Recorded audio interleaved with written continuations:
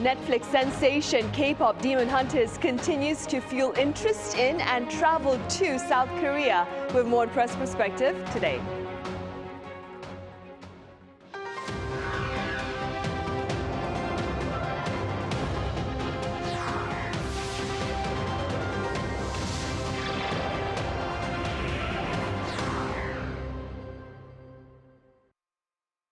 Hello and welcome to Tuesday's edition of Press Perspective. It's September 2nd here in Seoul. I'm Min Sunhee. Today we revisit the popularity of K-pop Demon Hunters and its ripple effects on travel trends here in South Korea. For more on this, I have Celio Fioretti with French daily Croix here in the studio. Celio, welcome back. Glad to be here. I also have Jin Yu Young with American Daily, the New York Times. Live on the line. Yu Young, it's good to have you on. Hi, thank you for having me. Right, we will start here in the studio. Celio, K-pop Demon Hunters has become Netflix's most watched movie ever. Let's start off with the factors behind this feat as shared by the foreign media. Well, foreign media point to several factors behind the record-breaking success of K-pop Demon Hunters. First, the film really struck a chord with families. Parents and children have been watching on repeat since its release in June. And the catchy soundtracks also help. I'm sure everybody heard here in Seoul, even in the shops in the street, the anthem, Golden. And that repeat viewing was very crucial.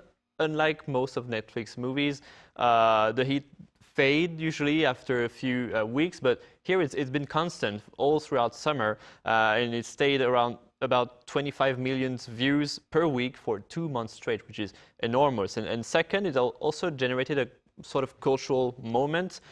Social media is flooded with people singing, dancing along, parents admitting they also are hooked on the show, on the film, and sing-along version even topped the US box office, something unprecedented for a Netflix program. And third, also the story itself, it's a girl band battling demons. It blends K-pop with also this animated style, very popular and feels fresh. It's a new story, something we've never seen before.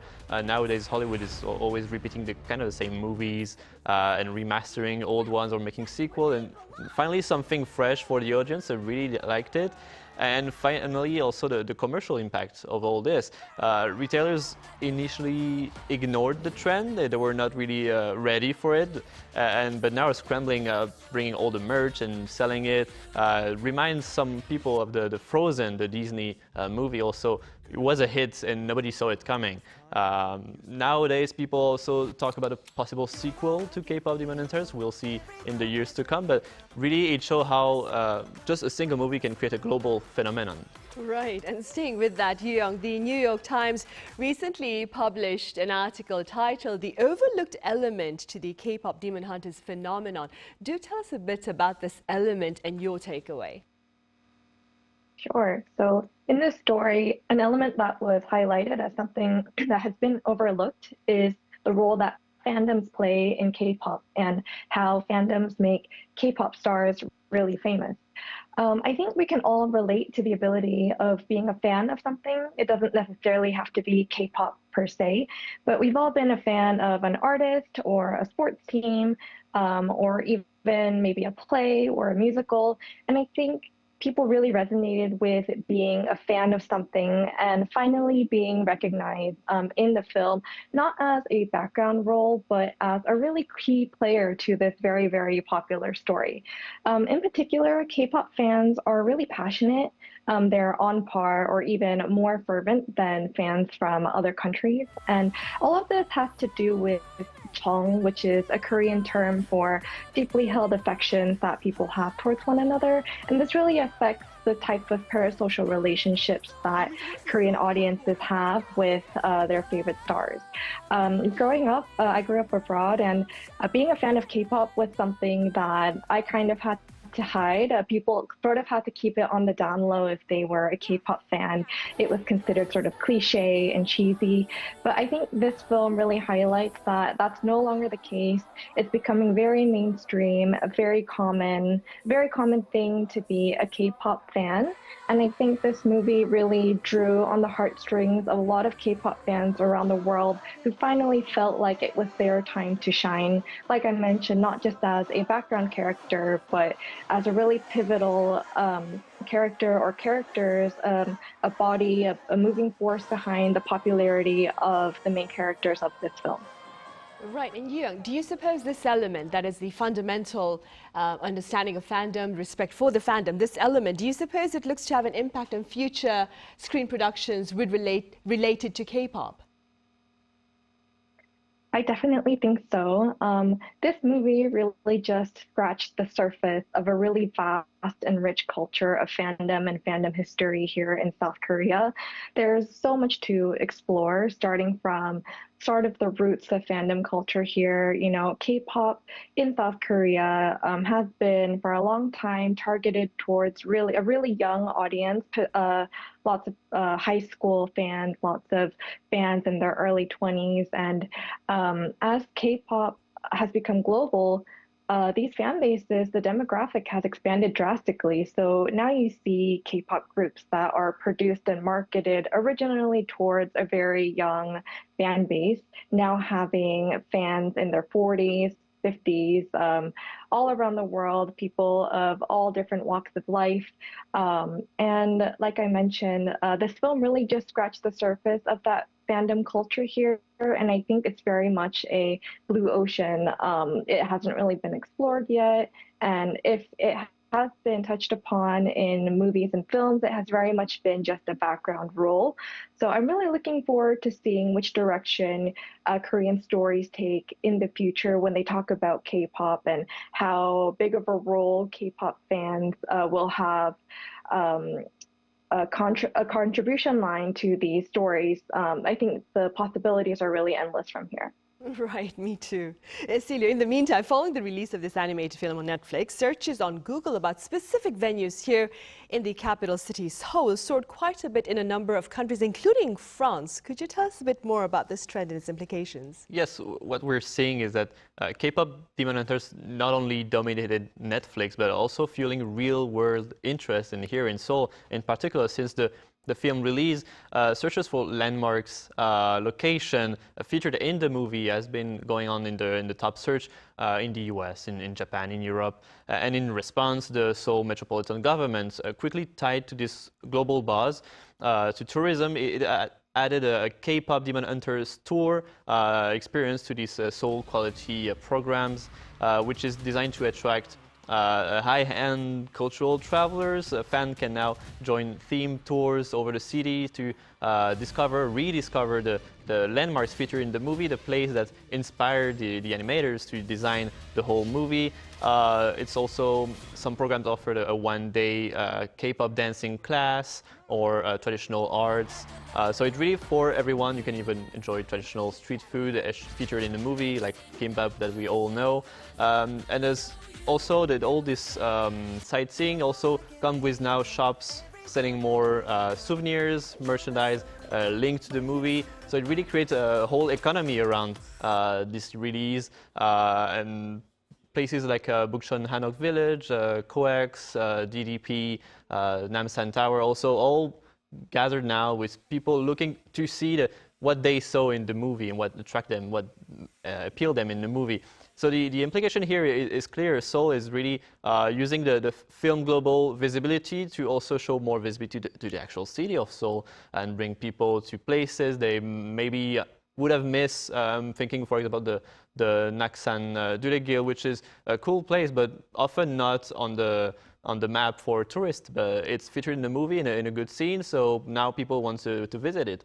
And judging by how much people like the movie, how much people maybe will come to Seoul in the next months, in the next year to visit all that, it's going to have a positive impact for the local economy. Right. Yeah, K-pop Demon Hunters has also reportedly triggered a shift in travel trends among foreign visitors to South Korea. Could you elaborate? Definitely. So going a little bit before that, since the popularity of K-dramas and K-pop has started to rise over the past few years, we've really seen a changing trend in how tourists visit South Korea. In the past, they would want to visit these very touristy areas, for example, Namsan Tower, perhaps a tour to the DMZ, shopping in Myeongdong, which is a very popular shopping district for tourists here. But we've seen a slight shift in tourists in South Korea and the types of activities that they do. Now they want to go a little bit more local. They want to experience the things that South Koreans here do on a daily basis or on their free time. And it's no exception for fans of K-pop Demon Hunters who come to South Korea, especially over the summer after the film was released. So, for example, one thing that was really highlighted in the film are these bathhouses, and they're open tubs, and you usually go with your family or friends, and it's considered a very local activity that people do here. It hasn't really been highlighted as a tourist activity at all, really. But following the popularity of K-pop Demon Hunters, tourists have sort of made it a point to visit these spa houses and experience what it's like to visit a local bathhouse. Another thing that has become really, really popular here is wearing the traditional hanbok, which is very beautiful and very elegant, and they come in all of these a wide range of colors. And this was a thing even before the film, but especially as the film has gone viral and has really taken over the globe, you see more and more people wanting to wear hanbok. For example, the hats that the Saja boys wear in their final stage. You see a lot of tourists here wearing those hats out and about. And this is a very recent phenomenon, it's only really been happening in the past 2 months or so, but visibly you can really see people taking interest in the things that were in that very movie. Another example I can think of is in the film, you see the Huntrix, the main characters, eat frudak, spicy ramen noodles, and that has also been popular for a while now. But you definitely see that people who visit South Korea want to eat the exact brand of the noodles that the girls did in the film. And you also see people posting to social media very local scenes that you really didn't see before. So there's definitely a shift from the more touristy spots and activities to something that is a bit more localized. Right, for sure. I have friends from abroad asking me about shrimp crackers here in Korea, the Seoul. Celio, amid the rise in the number of foreign visitors to South Korea, there have been growing calls for efforts to encourage travel beyond the capital region. Based on your first-hand experience here, what are your thoughts and suggestions? Well, that's a really important point. Right now, foreign tourism in Korea is overwhelmingly concentrated in Seoul. Last year, nearly 8 out of 10 visitors stayed in the capital and the provincial region. Had visitation rates of less than 1%, except for Busan, which still attracts today a lot of people. And so the gap is really huge, and it shows how much untapped potential there is in the rest of Korea. From my own experience traveling here, what makes Korea special is not only its big landmarks, but also the smaller cities and regions where traditions, foods, and daily life really come alive. And some people point out the accessibility issue.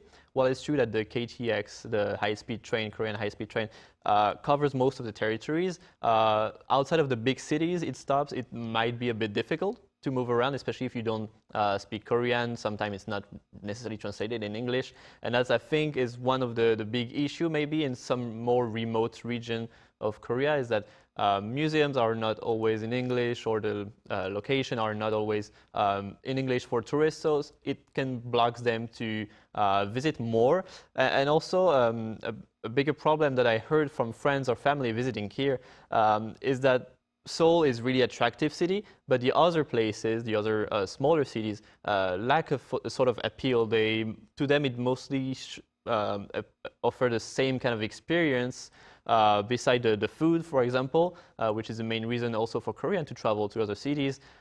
Cities might look the same, or there's not enough landmarks, historical building they want to visit. So I think it's a branding problem in some sort. Seoul can maybe act in the future as a gateway, a starting point, and maybe develop more trips to the countryside, to other cities, also building their things that appeal to the tourist. museums, but also historical landmarks, what people are looking for on a vacation.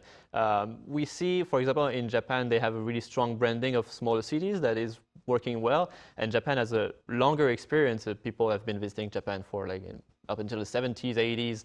Korea, international tourism is fairly recent. It's been maybe 15 years old. So it's really the beginning, but it's a good way to start. There's a lot of things to do. I'm sure Korea can find a way to brand other region. Gangwon-do, for example, is not very well known even for Koreans, and there's a lot of things, beautiful things there to see. So I think if they resolve this problem of branding and making the easy access for foreigners, people will come everywhere, also in Seoul. Right. Moving forward, Young, what do you believe has been the impact of the popularity of K-culture on its soft power? So the popularity of K-culture has had a huge influence on the nation's soft power. This has been really great for not just the people who are producing the music or are making these films and dramas, but really its influence on the rest of the world. Largely, South Korea has made a name for itself in the global market as creators and people who can really bring a really creative and fresh storytelling mindset to the table. We see this in global recognition. We've seen, creators take awards at the Emmys. They've performed at music festivals like Coachella, and most recently, South Korea won its first Tony Awards. But this isn't just about making a reputation for the creators here in the K-pop and K-drama scene. The success of K-culture has really had a huge impact on the country's economic sector as well. Sectors like food and makeup have had record level exports in the first half of the year. And like we touched upon, the levels of tourism have been rising. So the popularity of K-culture, which has in the past more or less been known as K-pop and K-dramas, has really spread to these other sectors as well. And another thing that has been a really big influence due to the popularity of K-culture is the role that its stars have on the global youth. K-pop stars and actors are now sort of stepping beyond their roles as just artists and are really looked to as beacons of light and hope for the global youth. For example, in 2018, BTS gave a speech at the United Nations for young people, and the main message was to love yourself. And that was sort of a first for a K-pop star to sort of step onto a global platform and deliver such a strong and empowering message to the youth.